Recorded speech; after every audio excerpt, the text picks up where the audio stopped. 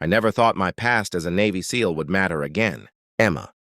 We moved into this neighborhood to find quiet after years of noise and battle. The streets were calm, the kind where people wave at each other and pretend danger does not exist. That morning, Emma stepped outside to water the garden. The world looked normal, the air soft and peaceful.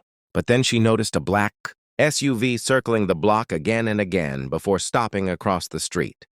3 men stepped out wearing dark tactical vests. That said police in bold white letters. They looked official from a distance, but the details betrayed them. Their belts were thin nylon, not regulation issue. Their holsters looked like cheap plastic toys, and none of them carried radios. Real police always carry radios. Emma stayed still watching as one of them walked toward our yard. He pulled out a shiny badge that caught the sunlight and said HOA inspection. His voice was loud but empty. Emma told him she had never heard of police working for a homeowners association. The man beside him laughed and said, "We are the law here." Emma told them to leave the property and warned them she would call the sheriff.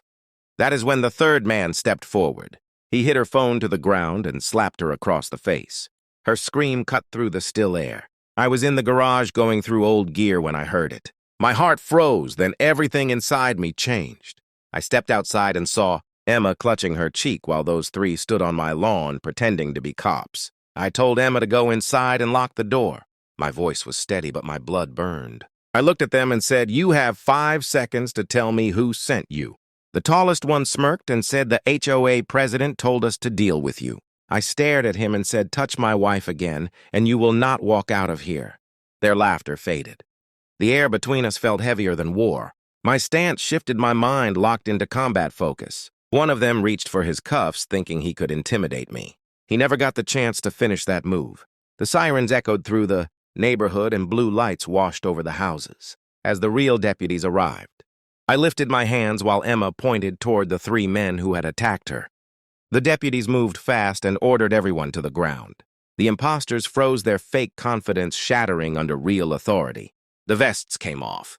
The cuffs came off the SUV doors, opened and everything fake about them was exposed under the light. One deputy helped Emma pick up her phone and told her to play the video. The sound of that slap echoed again through the recording, and the crowd that had gathered grew silent.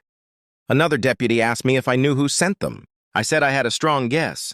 The men avoided my eyes, but the fear in them said enough. They were caught. They were finished. One of them tried to talk his way out of it, saying they were just following orders.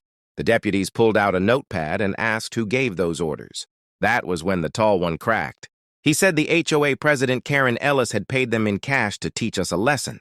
She told them to rough us up and make us comply with neighborhood rules. My blood went cold.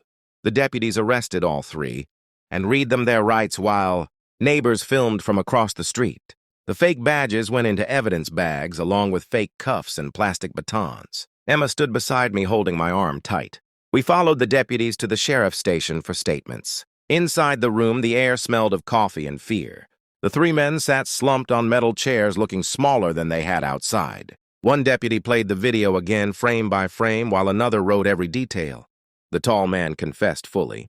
He said Karen promised them money if they scared us into silence. He said she called me a problem homeowner and wanted me dealt with quietly. The sheriff turned to me and asked if I wanted to press charges. I said yes without a second thought. Impersonating officers is a felony, and assaulting my wife made it personal. The sheriff nodded and said they would be held without bail.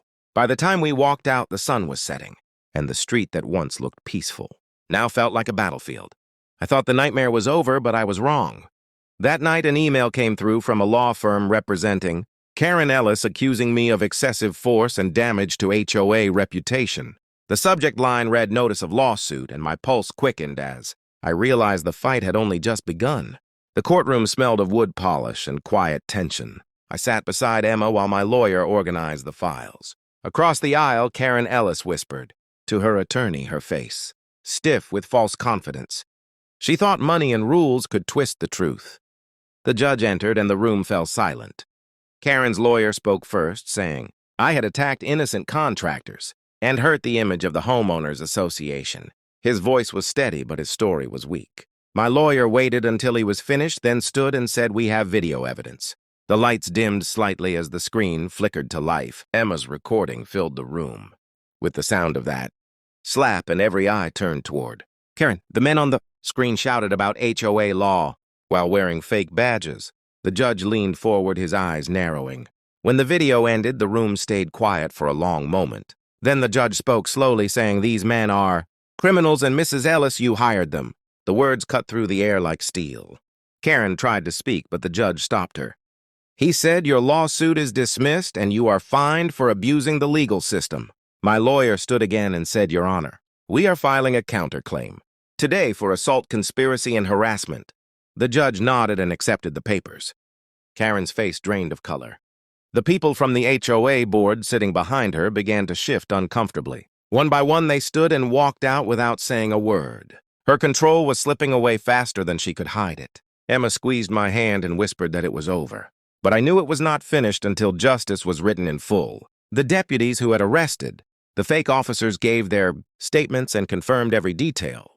The judge ordered that the 3 men remain in custody, facing multiple felony counts. The courtroom murmured with low voices as the verdict echoed through the hall. Outside the courthouse, the air felt heavier but cleaner. Reporters waited near the steps, asking for comments that I refused to give. Emma stood beside me, calm and proud, her eyes glimmering with relief and exhaustion. The sheriff approached, shaking my hand, and said, "You did the right thing. Most people would have been too afraid to fight back." I told him fear only grows when you let it. He nodded and said, "Justice sometimes begins in your own front yard." I looked back at the courthouse doors, knowing this war in suburbia had exposed more than corruption. It had shown what people will do when power blinds them. The story was not about anger anymore. It was about standing up when no one else dares. Weeks passed, and the neighborhood changed its tone. The once silent streets now buzzed with cautious greetings and uneasy smiles. Karen Ellis resigned from the HOA after her conviction, and her grand house stood quiet with a for sale sign planted in the yard like a forgotten flag. The fake officers received long prison sentences, and the story spread beyond our town. News crews called it the HOA corruption case that shocked the suburbs. Some neighbors avoided us, others came by with nervous apologies, saying they never knew how far Karen would go. Emma tried to move on, but every time she passed the board office, her eyes hardened. One evening, I stood in the driveway watching the sun dip behind the roofs when the sheriff's truck pulled up. He stepped out with a calm face and handed me a brown envelope.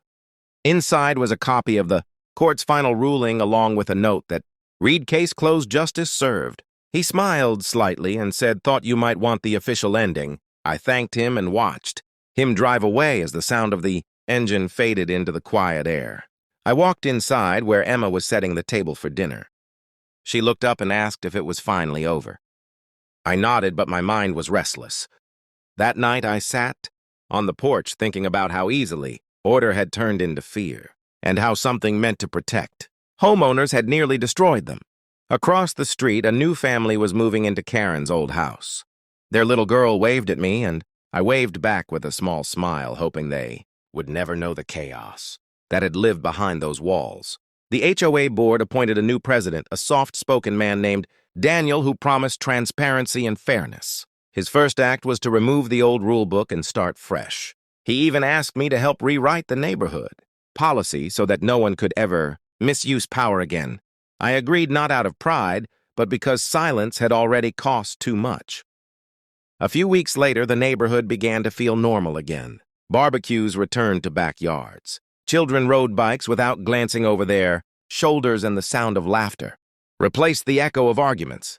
Still, on some nights, I caught myself staring at the street, where it all began, remembering the flashing lights and the lies. It was quiet now, but that silence carried a warning.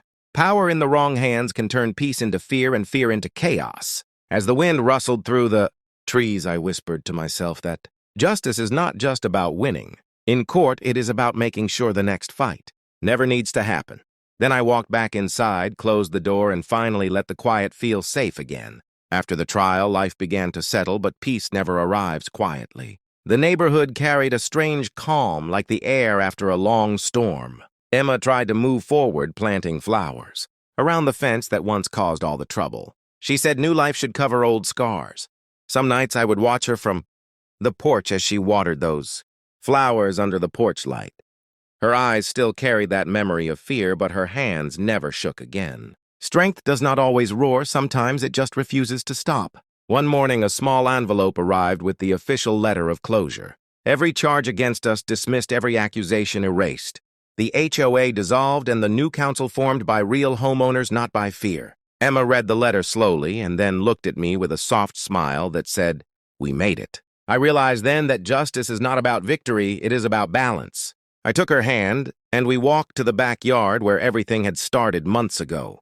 The grass had grown back, and the sound of children playing came from the next yard over. The world had continued even when ours had fallen apart.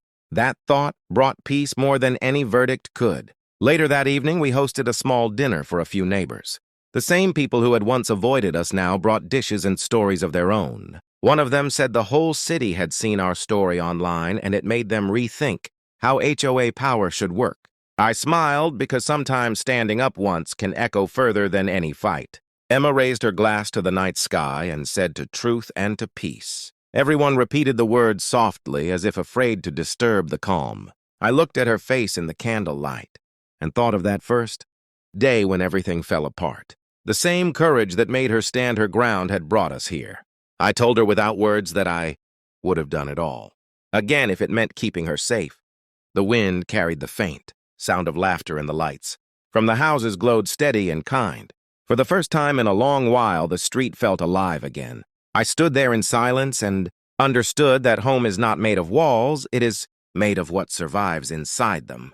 Have you ever faced something like this? Tell us in the comments. Your story matters.